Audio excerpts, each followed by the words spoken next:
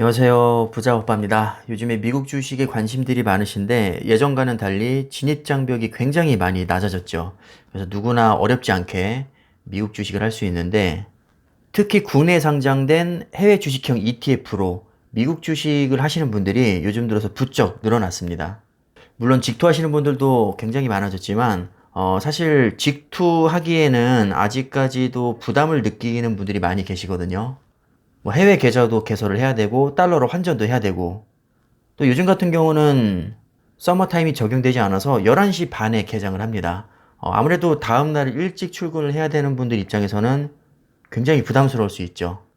그래서 요즘에는 국내에 상장된 해외 주식형 ETF에 투자하시는 분들이 많으신데 아마 공격적인 투자 성향을 가진 분들이 굉장히 좋아하실 만한 상품이 12월 9일에 출시가 됐습니다. 불과 저번 주 목요일에 출시가 됐으니까 이제 딱 이틀 정도 거래가 이루어졌습니다. 바로 코덱스 미국 나스닥 100 레버리지라는 상품인데요. 종목 코드는 409820이고 현재 주당 가격이 9,700원 정도 합니다.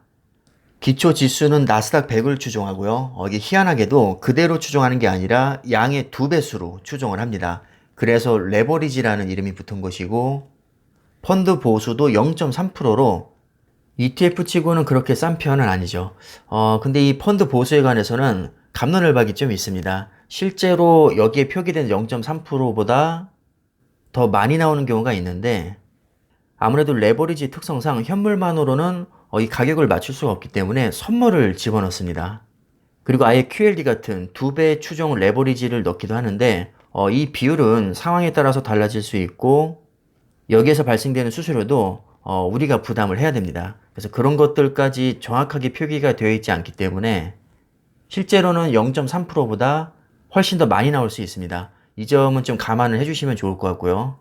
일단 중요한 몇 가지 특징을 살펴보면 투자 위험 등급이 1등급으로 지정이 되어 있기 때문에 연금저축펀드나 IRP에서는 매수를 할 수가 없습니다.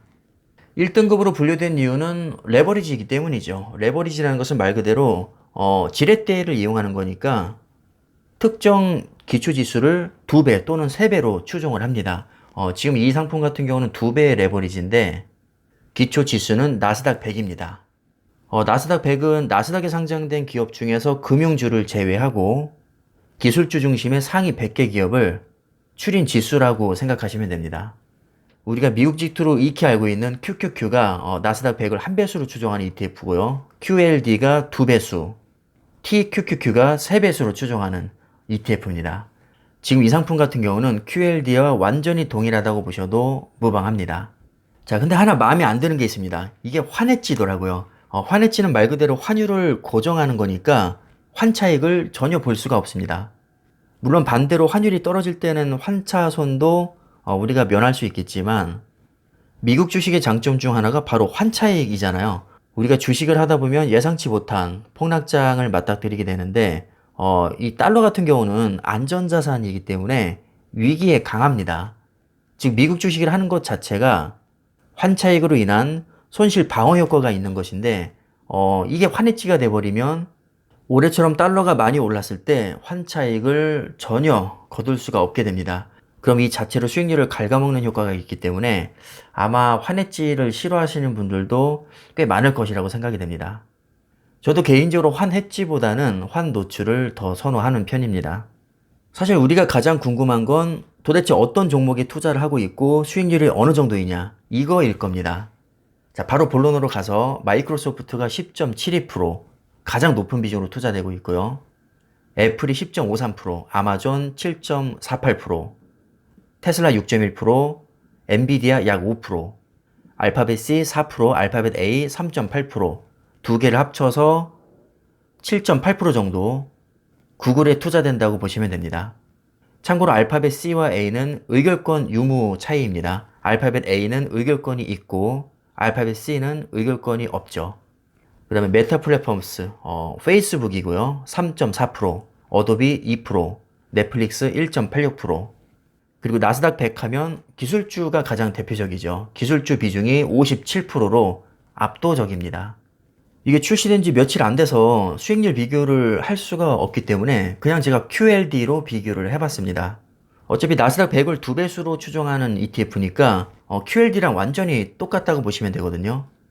비교 대상은 나스닥 100 한 배수인 QQQ, S&P 500 한 배수 SPY, S&P 500 두 배수인 SSO, 그리고 필라델피아 반도체 한 배수인 SOXX.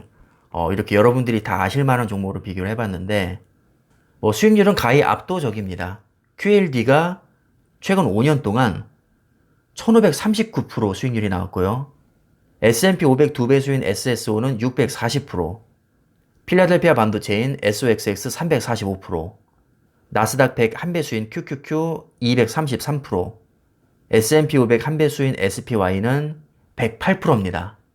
SSO도 나름 2배 레버리지인데 640% 수익률, 꽤나 높은 수익률인데도 이 QLD에 비해서는 많이 좀 딸립니다.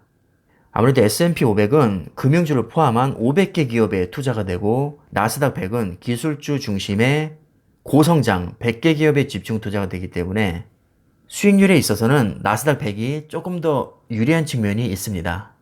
대신 안정성은 S&P 500이 더 높다고 볼 수 있겠죠.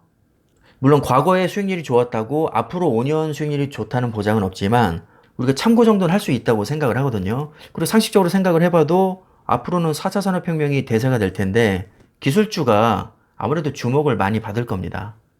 자, 그렇다면 향후 5년도 나스닥 100 수익률이 그렇게 나쁘지 않을 거라는 것을 우리가 어느 정도 짐작을 할 수 있습니다. 근데 한 가지 이상한 게 있습니다. QQQ가 233%인데 어떻게 2배 레버리지인 QLD가 1500%가 넘게 나왔을까요? QLD 같은 경우는 기간별로 2배를 추정하는 게 아니라 1일 2배 추정입니다. 따라서 상승 추세에 있을수록 거의 복리 개념으로 수익률이 기하급수적으로 2배 이상 증가하게 됩니다. 그래서 이게 쌓이고 쌓이면 나중에 가서는 뭐 2배가 아니라 3배, 4배, 5배가 될 수도 있는 것이고요. 만약에 하락 추세에 있으면 반대로 2분의 1이 아니라 3분의 1, 4분의 1, 5분의 1 토막이 날 수도 있습니다. 따라서 2배 레버리지라고 해서 기간에 상관없이 무조건 2배 수익률이 나오는 게 아니라 경우에 따라서 편차가 매우 클 수도 있다는 점 충분히 숙지하시고 투자를 하셔야 됩니다. 뭐 어차피 같은 상품이긴 하지만 그래도 저는 국내 상장된 ETF보다는 QLD로 직투하는 게 더 낫지 않을까 생각을 하고요. 참고로 저는 3배 레버리지인 TQQQ에 직투를 하고 있습니다. 분명히 국내에서 편하게 원화로 매수할 수 있다는 장점이 있긴 하지만 일단은 펀드 보수가 편차가 매우 크고 환해지라는 치명적인 단점이 또 있습니다. 자, 게다가 초보분들이 운영하시기에는 이 변동성이 너무 커서 멘탈이 많이 흔들릴 수 있거든요. 그래서 가급적이면 초보분들에게는 추천드리지 않고 만약에 투자를 하시더라도 매우 낮은 비중으로 제한적으로 투자하시기를 저는 권장을 드립니다. 이게 출시되기 전부터도 우리 몇몇 구독자님께서 상품 소개를 해달라고 저한테 댓글을 남겨주셨었는데 사실 제가 계속 까먹고 있다가 이제서야 생각이 나서 지금 부랴부랴 영상을 찍고 있습니다. 너무 늦어진 점 양해를 부탁드리고요. 여러분들 투자에 참고가 되셨으면 좋겠습니다. 자, 그럼 이번 영상은 이쯤에서 마무리하겠습니다. 감사합니다.